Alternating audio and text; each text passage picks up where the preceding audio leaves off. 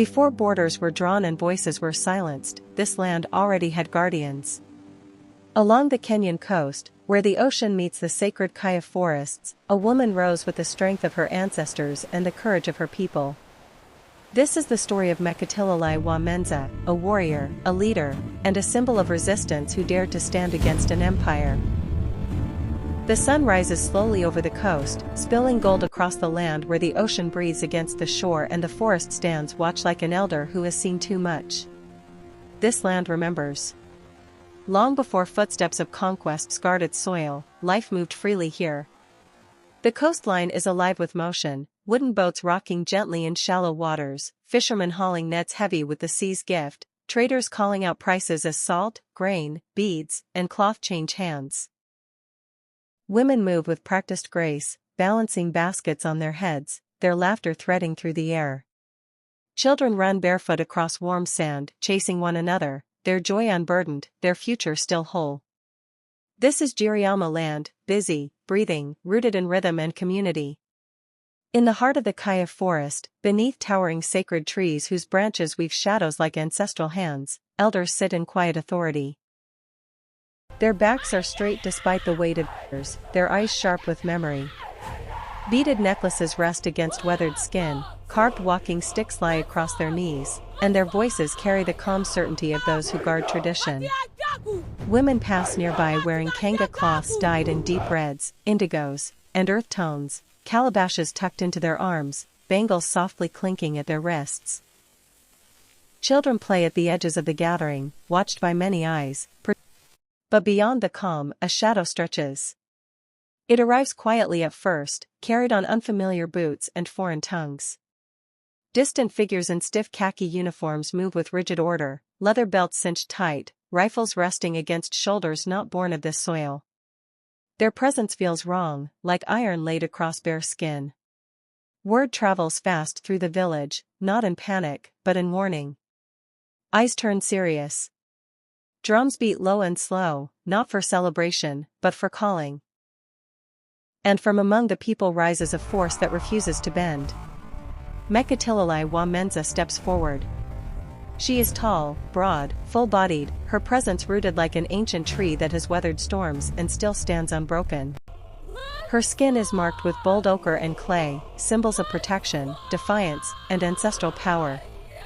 Earth-tone fabrics are tightly wrapped around her body, practical and battle-ready, reinforced with leather bands worn smooth by use. Cowrie shells catch the sunlight at her waist and chest, layered bead necklaces resting heavily against her collarbones. Arm cuffs grip her biceps, not as decoration, but as declaration. Her eyes burn with clarity, fearless, unwavering, alive with purpose. Around her, the Giriama gather. Men and women alike grip spears and swords carved by hand, shields marked with symbols older than memory.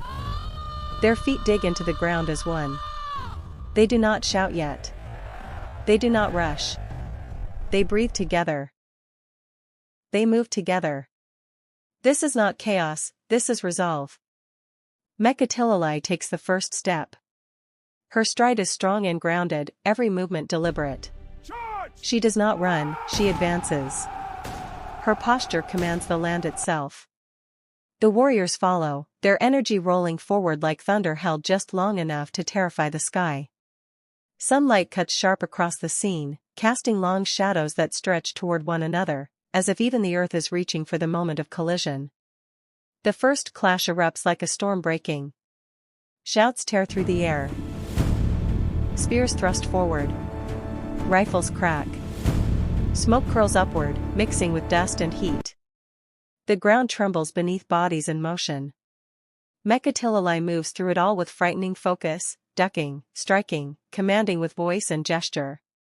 Her ornaments sway with each movement, beads flashing, cowries rattling like warnings. She is everywhere at once, a force that cannot be contained by fear or fire. A colonial soldier lunges toward her, weapon raised, confidence born of training and steel. But confidence shattered. All around, bodies move in desperate rhythm. Giriama fighters clash with colonial forces, shields ringing against metal, spears meeting bayonets, dust thick enough to blur the horizon. Some soldiers retreat, firing wildly. Others stumble, overwhelmed by the raw unity of a people fighting for home. Palm trees sway in the distance, indifferent witnesses to human struggle. Smoke drifts low, sunlight slicing through it in sharp, blinding beams.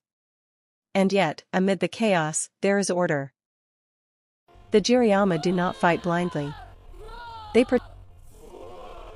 They move as a living body, guided by voice, by gesture, by trust.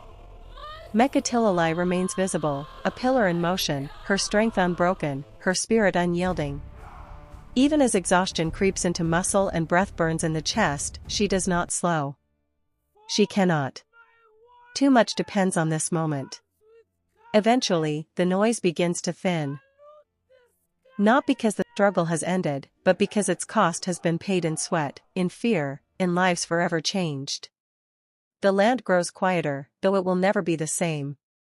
Bodies lie still. Others pull back, wounded, shaken, alive. The colonial line falters, no longer confident, no longer whole. Dust settles slowly. Mekatilili stands among her people, chest heaving, eyes scanning the horizon. Her attire is stained with earth and effort, but her posture remains proud. Around her, the Giriama gather again, not as villagers, not as subjects, but as a people who have faced erasure with resistance. This is not the end of the struggle. History will stretch on, cruel and complicated. Arrests will come. Chains will try to silence voices like hers.